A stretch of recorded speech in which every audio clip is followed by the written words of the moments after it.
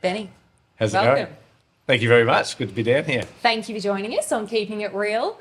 So I'm going to start by going a little bit rogue here, so stick with me. Yep. Take me back to 13, 12-year-old Ben. What was he doing? What was he like? What was 12-year-old Ben doing? Yeah. 12-year-old Ben was probably transitioning into high school, probably not the best student. Loved my sport and, heavily involved in football and basketball back in those days. And, just loved sport like most Aussie kids did back in those days. And so basketball. Yep. Tell me what you're doing on Wednesday night.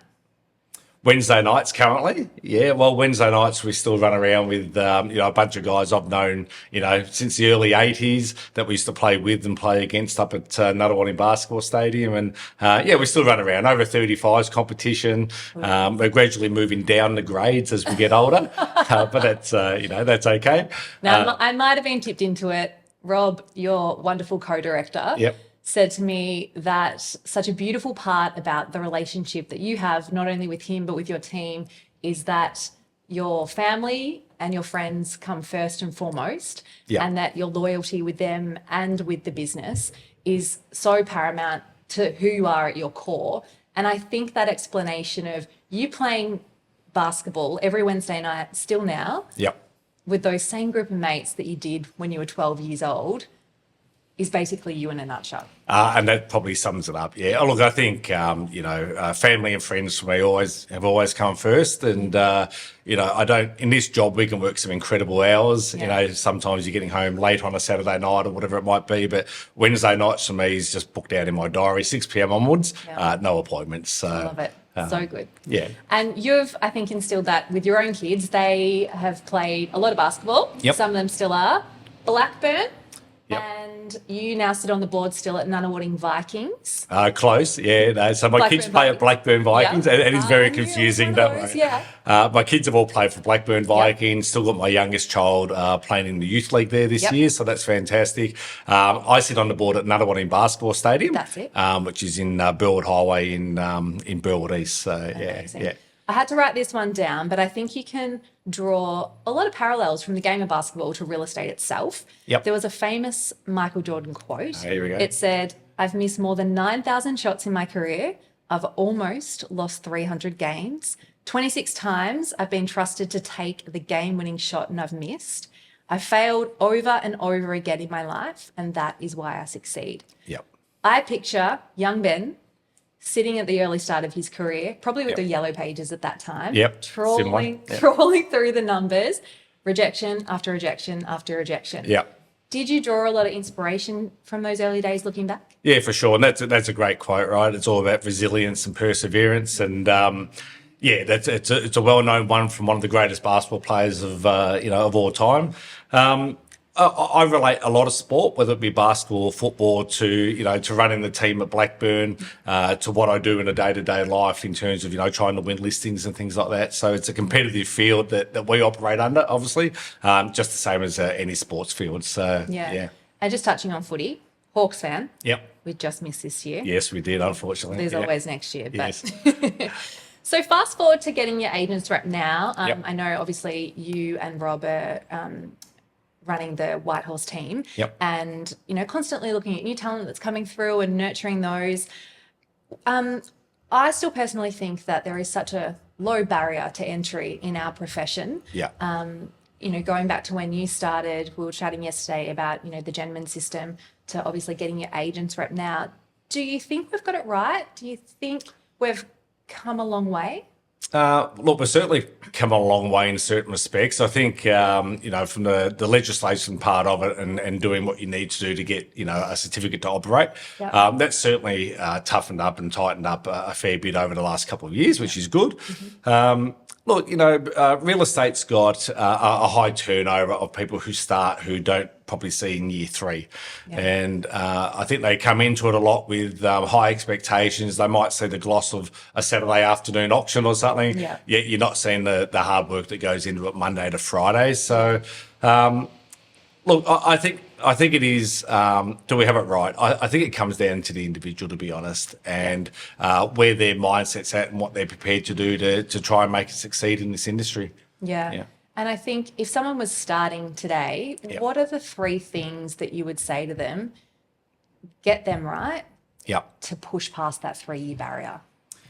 Number one, have your expectations right. I think in terms of understanding, you're not going to go and probably write $1 million in your first year. So having your expectations right, having a game plan of how you're going to go and attack, that first 1, 2, and 3 years.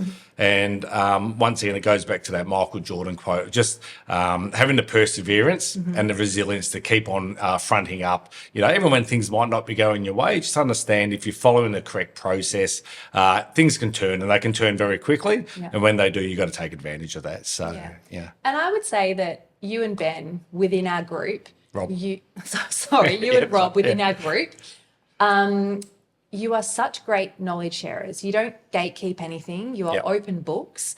And if there was anyone looking to come and get great mentorship from you guys, you willingly share. So if you are starting out, when you started out, did you have someone that you shadowed or you learned a lot from? Yeah, certainly. So when I started, shout out to Troy Nelson, if you happen to hear this one. Well, Troy was fantastic. He wasn't out there listing on the tools. So he had a lot of time for new guys, and there was a few of us at the time that started together, just to, talk us through every aspect and every situation that you face. Troy would just sit you down and say, hey, this is the best way to approach it. Have you considered this way? And I probably still try and take a fair bit of what Troy used to do, 22, 23 years ago into what we do these days. And it's experience and consistency.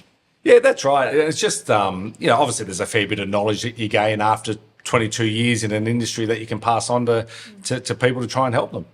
What goes around comes around. So it kind of links back to what we were talking about before. Do we think as an industry we have it right as that level entry barrier? I think a lot of the top performers, you get that through experience. It is a time in the game, and if you stick it out, you listen, you take it on board, because you do have to be well versed in whether it's economics or local community or bylaws or all those sorts of things. For sure. There is a lot that makes a good agent. Yeah, there is. And that's why I think that's why so few who start succeed, because there's so many different things that you've got to, pull together. I get quite a lot of my vendors will say, you're more like a psychologist than anything else in trying to manage us and our expectations and what the buyers are saying. So there is a lot of that. And I think, if you go back to, maybe a young person or someone who's stepping into the industry for the first time, is look at it like an apprenticeship. When you start your electrical apprenticeship, your first year, you're doing the not so good jobs, and you're not getting paid great money. But as you advance, you get the knowledge, you get better equipped at what you're doing. And hopefully after a 3 or 4 year period, you're ready to go. So Great advice. Let's talk about the market. We're hearing a lot lately. Is this the bottom? Is it going to go back up? Do you think as an agent, you can answer that wholeheartedly? When the bottom's the bottom, when's the top the top? You can't. Look, I think if I could answer that, I probably wouldn't be selling real estate. I'd just be buying it at the bottom. No, of course you can't, but I've also learned over a long period of time, people don't necessarily just buy and sell when the market's high or whatever. There's certain factors that will trigger a sale, and people buy and sell when it suits them to a bigger house, a smaller house. It might be personal situations. So whether the market's strong or bad, I think our job is just to maximise what they can achieve out of any given market. So we've got about 9 or 10 auction weekends left in the Victorian selling season. Certainly, Can you see much of a shift within that time? Do you feel like, more so in a micro market that is Whitehorse at the moment? What's the stability like there? Yeah, look, it's a great word, stability, because I think that's the market that we're currently in. It is a stable market. We're not, throughout COVID, we saw prices jump up 25 to 30% in certain suburbs. That's definitely not happening. But neither have we seen prices pull back by 10 or 15%. It's a normal, stable market. I don't think anything's going to change in the next couple of months. I think maybe in the new year, depending on what happens in the interest rate environment, we'll see how that impacts. But it's supply and demand is always the number one thing I feel that dictates the property's outcome. So and Whitehorse is one of those areas where there's always people looking to come in. There's always generational families that are looking to kind of downsize and potentially move out, but more likely than not, probably downsize within the municipality. You and your beautiful wife, Alison, have raised 3 kids there. Yep. What has kept you there for so long? What is the magic about living in Whitehorse? Look, I think I grew up in Whitehorse in Blackburn, so I know the area really well. It's just still got a community feel to it. So, you look at a lot of different areas around Melbourne that have probably lost that over the years. Whitehorse, with all the sporting clubs and the different associations and organisations, it's got a great community feel. You can walk down the shops and run into 2 or 3 people that you know, which I love. Love a chat. You have to love that in real estate. Yeah, that's right. That's right. You got to remember everyone's names, of course. It's great infrastructure. You're into the city in 20 minutes time, which is fantastic. But, you still got good, the old quarter acre block, so to speak. So, yeah, few and far between. Ben, it has been wonderful chatting with you. My pleasure. Thank you for keeping it real. Thank you, Prue. Good on you. Excellent.